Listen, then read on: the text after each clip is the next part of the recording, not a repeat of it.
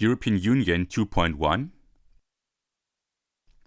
On the 1st and 2nd of June, the European Council, hosted by the Friedrich Ebert Foundation, negotiated on a new general data protection regulation. Matching the windy weather, the delegated ministers, as well as the European Commission, were certainly about to face a tumultuous debate and once again had to give proof of the credibility of the European decision-making process. In the light of the tremendous technical and social developments in 21st century informational technologies, especially in the area of internet-based communication and cross-border transfer, the EU's existing legal framework on data protection from 1995 does not satisfy these developments. Moreover, it is generally acknowledged that the existing legal framework needs to be adapted to the current developments and challenges of the age of informational technology. Damit tritt natürlich der Datenschutz in eine völlig andere Dimension ein, als es in der Vergangenheit der Fall war. The target draft stipulates both material and procedural matters, disposing the implementation of stronger individual rights, responsibility for enterprises to protect personal data, as well as institutional and administrative aspects, such as the establishment of Central National Data Protection Authority, Article 64 GDPR, and the authorization of delegating powers of the Commission, Article 86 GDPR.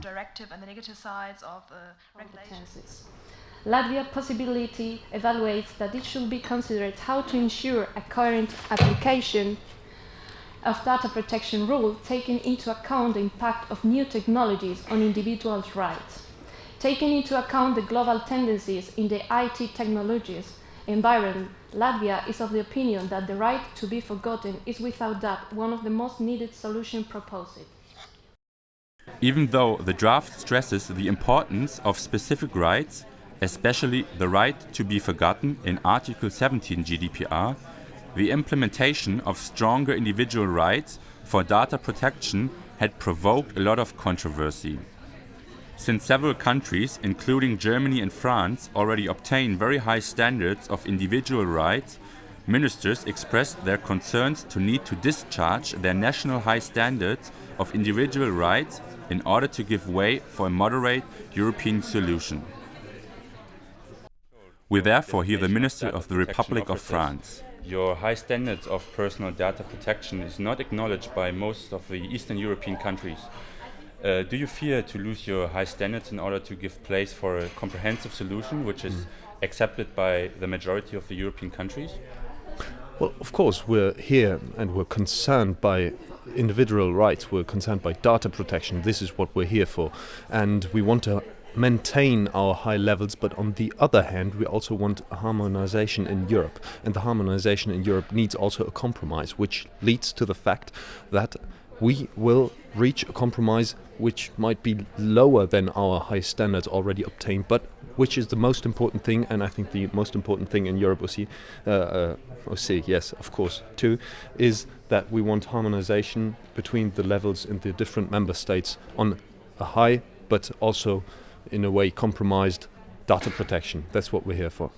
Thank you. Besides, the extension of competences of the European Commission, namely the power to specification by delegated acts, created both legal and political disputes, since several ministers expressed their concerns towards the accordance of delegating powers of the Commission with Article 290 TFEU. However, we express concern that the exercise of delegation as described in Article 86 increases the Commission's legislative power in a disproportionate way that even raises questions with regard to Article 290 of the Treaty on European Union. Good evening, dear Minister of the United Kingdom. Good evening. Let's talk about democratic legitimacy. Several countries expressed their serious concerns towards the vast implementing powers of the Commission. Legally speaking, the power to specify by delegated acts, Article 86 GDPR. The question which arises is how to balance efficiency and democracy. How can this problem be solved? Well, first of all, I would like to point out the distinction between the implementing powers and the delegating powers.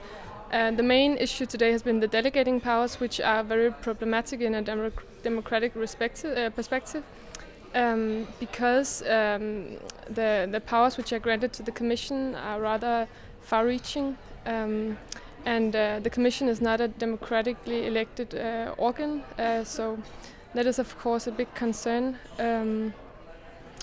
Yes, and from a United Kingdom perspective, the powers of the Commission go too far in the regulation. Therefore, we have been advocating that the power should be taken from the Commission, and that the margin of discretion should be left to the member states.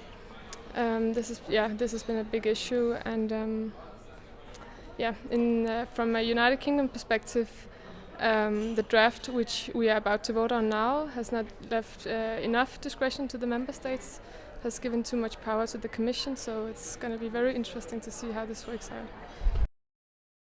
Eventually, the Council of the European Union could agree on a final conclusion on the proposal for a regulation.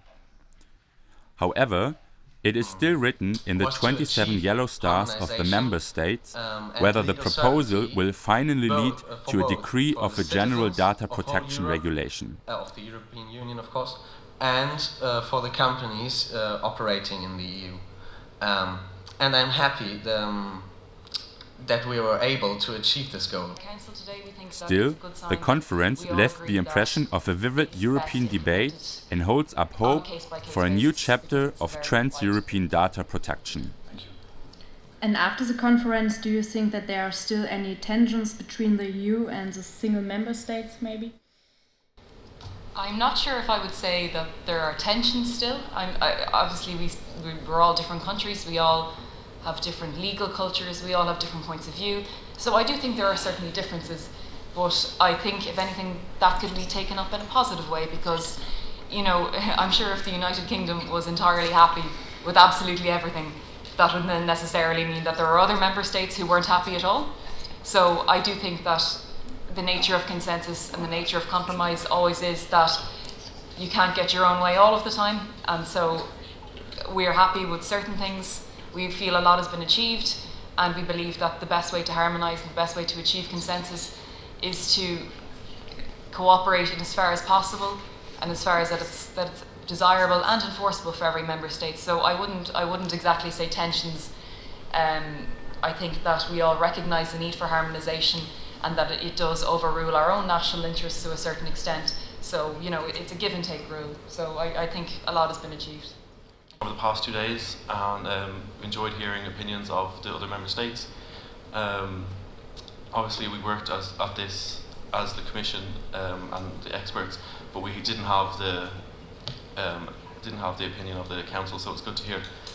We also appreciate the work of the Presidency Denmark, and we're glad that they were welcoming most of our proposals, and we were glad to explain our position on some of them that weren't so clear. There's the famous quote that the camel is a horse created by committee, because anytime if you're trying to create a horse, you have all these different opinions, and then you come out with a camel. We do not think we've created a camel. For further information, visit the website of the Model European Union Conference, www.meuc.eu. Für Nice Aktuell, Berlin.